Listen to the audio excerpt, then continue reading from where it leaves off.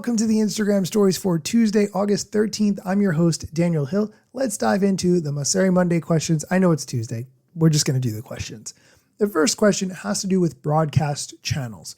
If you're not familiar with broadcast channels, they live inside your Instagram DM box, and they are similar to what you might accomplish if you have an email list, except instead of sending an email to people's email inboxes, instead the message goes to their Instagram DM inbox. They cannot respond to the message like they would with an email, but they can react to it.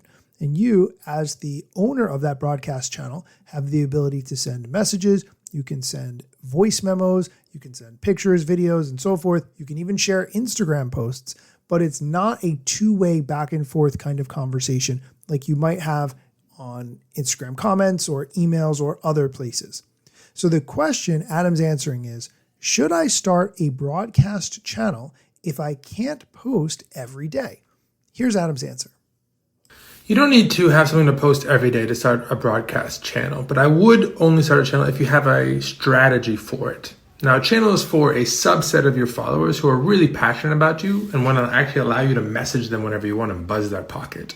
So if you have some sort of content strategy, some sort of content that you think is interesting to those who are really, really passionate about you, that a broadcast channel is a great tool.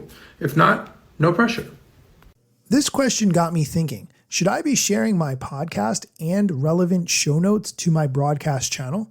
It would only take me an extra minute or two in order to do that. And would that be something that would benefit you as the listener? If you're listening to this while you're driving, you might not get necessarily to finish the episode before you arrive at your destination, or maybe you want an easier way to access the links instead of the show notes. You want that inside Instagram for whatever reason. Maybe that makes sense. I'm going to give that a test and see how it goes. Let me know what you think. And if you are not subscribed to my broadcast channel, you can find me on Instagram at Daniel Hill Media. Let's go on to the next question. If you remember the Instagram news from last week, you recall that I mentioned that when it comes to videos on Instagram, measurement of how many times that video was seen is measured in plays. However, Instagram is changing from plays being the measuring metric to views instead. So the question, why switch to views as the primary metric? Here's Adam's answer. So for those of you who don't know, we've actually moved to views across reels and photos, carousels, and stories, just to have one standard metric. So before we had impressions on photos and we had plays on videos, and basically now we just have views. So views is just, was the piece of content on the screen and did someone see it? And so that is basically the new impressions, and it applies to videos and to photos. So it's just easier to understand across the board. You can now compare your photos and videos. Honestly, I do not find this switch from plays to views to be the earth-shattering thing that so many other people seem to, but maybe I'm just missing it. Maybe it's just me. I don't know. Let's go on to the next question. Why are you prioritizing sends? That question needs a little bit of context. When a post is made on Instagram, Instagram will show it to more people if the people that initially see it engage with it. And, for instance, send it to other people that they're friends with because it's funny, because it's educational. Whatever reason they might want to share it, the more likely a video is to be shared, the more the Instagram algorithm is going to show it to more people. The question, why are you prioritizing sends? To be clear, when we rank content, we're trying to figure out what you're interested in because we can't know for sure. So we look at proxies, like how likely you are to send it and how likely you are to like it and how likely you are to comment on it. And we tend to look at sends, not only sends, but we do look at sends because they're a great way of not just helping people discover content, but helping people connect over content. We want to be a place where people come together around creativity. So if you discover something you think is amazing and you send it to a friend, that's kind of a rad experience and really something that Instagram is uniquely good at. And so we're leaning into that differentiator, that idea of coming together over your interests. That does make sense. If you watched something or you looked at a picture and you thought it was so good that other people should know about it, the algorithm should reward that kind of content. The real trick is making content that is good enough that people want to share it with others. Since we are talking about the Instagram algorithm, let's continue with that theme. What's a more important signal, non-follower views or follower views? This is an excellent question because those are two separate, distinct categories. I've said this previously on the show, but if you say my reach is down, which we're all experiencing in a variety of different ways, you need to be really clear and specific. Is the reach to your followers down, or is the reach to your non-followers down? The first part, the reach to your followers is down. You can do different things to address that, like, for instance, sharing your content to stories, sharing your content to a broadcast channel, sharing your content directly in DMs to your followers. If the reach is down to non-followers, though, that's a completely different thing. That's really where the algorithm is not boosting your content for whatever reason. So here's the question. What's a more important signal? Non-follower views or follower views? They're both important, and which is more important will depend on the creator. For most people, though, they're going to reach far more, or they're going to get more reach from their connected accounts, from accounts that follow them, than from unconnected accounts that do not follow them. But for some creators, that's not the case, particularly creators that create content that tends to do well in our recommendation system. So I would take a look at your insights. You can see those two divided out and figure out which is more important for you. That was not the clearest answer. Okay, we are going to take a quick break. When we come back, we're going to talk about the expansion of Instagram carousels to have more photos and how to make a feed of just the people you follow so you can only see that content. Stick around. Oh, hey, welcome back. Let's continue with the questions.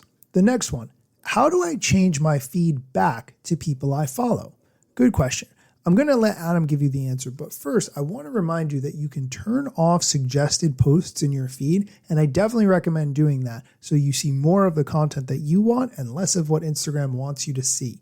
You can turn off suggested content by hitting the little X in the top right corner of a suggested feed post, and you have the opportunity to snooze all suggested feed posts for 30 days. That's the maximum you can do. Once you've done that, then you can change over to your following tab. But here's Adam's answer to the question, how do I change my feed back to people I follow? If you just want to see posts from people you follow, you can actually tap on the top left on the logo, or actually the For You header, and you can switch to following and you can see what they've posted. Generally, people worry that we don't show enough content from the accounts that they follow, but what we actually see is that people are posting less and less often to feed, and so it's important that we show recommendations to help people discover new people and to have something to see in the first place. But if you're worried you're missing something, you can always go check that out and make sure you can see everything from every account that you follow right there. The next question has to do with Instagram carousels, which can now support up to 20 photos in a carousel, also sometimes called a photo dump. I don't know why you would want 20 photos in a carousel. Maybe that's just me. Yep, we actually increased the number of pieces of media you can add to a carousel from 10 to 20. Enjoy. Okay, and the last question we're going to do today has to do with hidden gems, which are the things that Adam Mosseri talks about that you might not know about the app. I'm going to let him give his favorite hidden gem first, and then I'm going to give mine. Right now, I'm really into content notes, which allow you to drop a little note on any piece of media just for your friends to actually see. So if you hit send, you can actually add a note whenever you're looking at anything in feed.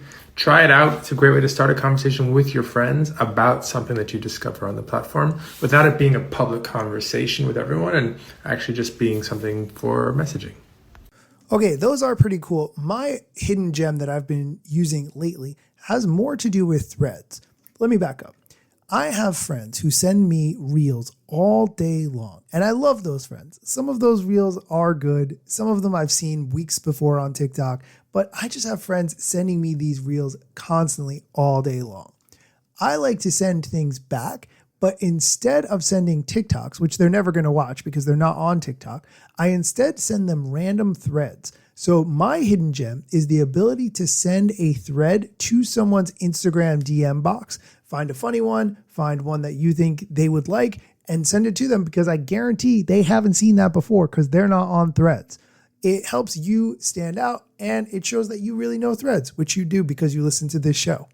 Okay, that is going to do it for today's episode of the show. As always, thank you for listening, and be sure to come back next time for more social media news, strategy, and other things that you need to know about. Instagram news got you covered. Sometimes even TikTok. Relevant platforms in the metaverse ahead of the wave without a break or a pit stop. Still waiting for Zuckerberg to give me the big job. Pause. Use trademarks and logos with Insta's permission, of course. If you like the show and you gain some good info, maybe leave a review. It's a type of applause. Just drop me a message if you want to collab. If you got some good content or you want to run ads, at Daniel Hill Media is where I am. TikTok, Facebook and Instagram.